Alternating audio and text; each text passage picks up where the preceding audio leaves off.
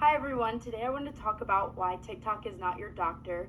I want to start by asking you to think about a normal nighttime routine. You usually go on your phone, you're lying in bed and you're scrolling, and a video pops up on TikTok or any other social media app on your feed. A creator looks directly into the camera and points a finger at you and says, look, if you constantly lose your keys, if you hate loud noises, and if you struggle with procrastination, you have these bad habits, it's actually severe ADHD.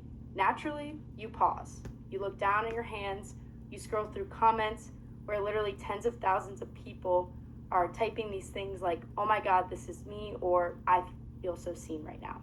And suddenly you're completely convinced that a 15-second video clip is just figured out your entire brain.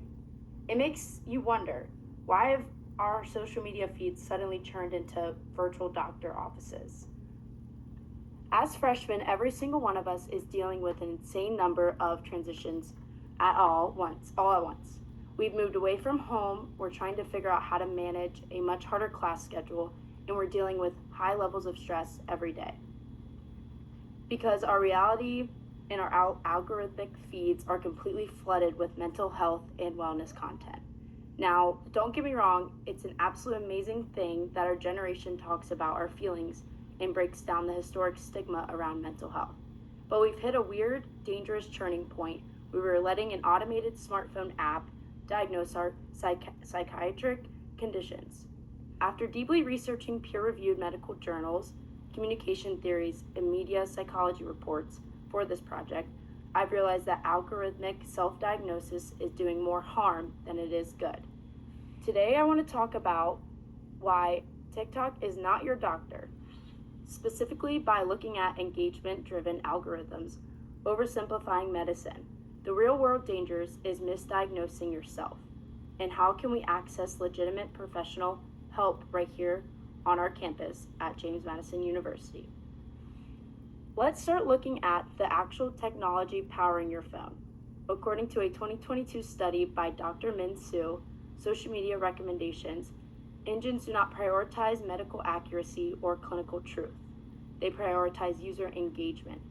To achieve viral reach and racking up millions of views, a content creator is forced to take incredible, complex, deep, nuanced psychiatric conditions and boil it down to a funny, relatable 15-second checklist.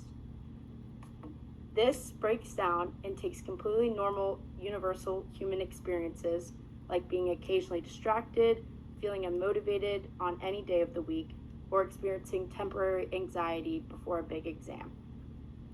And they label them as definitive symptoms of chronic mental illness. And the sheer amount of misinformation there is staggering. In this conscious analysis published in the Canadian Journal of Psychiatry, researchers reviewed the top viral ADHD videos on TikTok and discovered that over 52% of them contain outright medical misinformation.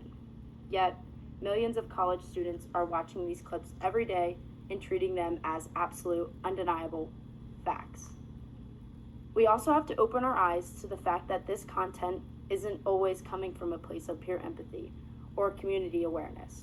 A report from the Pew Research Center highlights a massive trend where virtue-backed online startup pharmacies aggressively target college students' demographics with advertisement designs to look exactly like organic grassroots TikTok trends. These corporations want you to look at a checklist and diagnose yourself. Why? Because once you click the link in their bio, you're funneled directly into a paid monthly subscription service. Your mental health is being commercialized by lines of code designs to generate corporate profit. Believing in a 15-second diagnostic video might seem harmless on the surface, but it carries severe real-world consequences.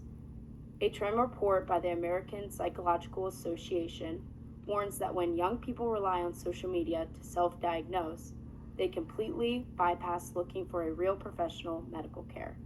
They might start buying unverified, sketchy supplements online or try to treat a condition they don't even have. Even worse, a report by the National Institute of Mental Health at the hyper-focusing on a trendy internet label can completely overshadow what is actually going on inside your body, whether that is a severe lack of sleep, a nutritional deficiency, or just basic situational stress from adjusting to college life. So, how do we protect our minds while keeping our social lives online? The first step is practicing basic media literacy. The next time a video pops up telling you daily habits, stop and look at the source. Ask yourself, is this creator a licensed practicing psychiatrist, or are they just an influencer trying to gain followers and money? As medical data suggests, we consciously categorize social media videos as entertainment and not clinical evaluations. Second, remember that you have actual high quality free resources available to you moments when you step outside of your dorm and you're in the college life. You don't have to play the guessing game with a phone screen, and you don't have to be scared to talk to other people. Our university has a fully staffed professional campus counselor center filled with licensed doctors. Their entire job is to sit down with you face to face, listen to your individual situation, and guide you through safe, verified, confidential care plans without charging you a single dime. Ultimately, human mental health is deeply personal to who you are, how complex it is. It cannot be summed up in a viral video or decided by an automated line of code.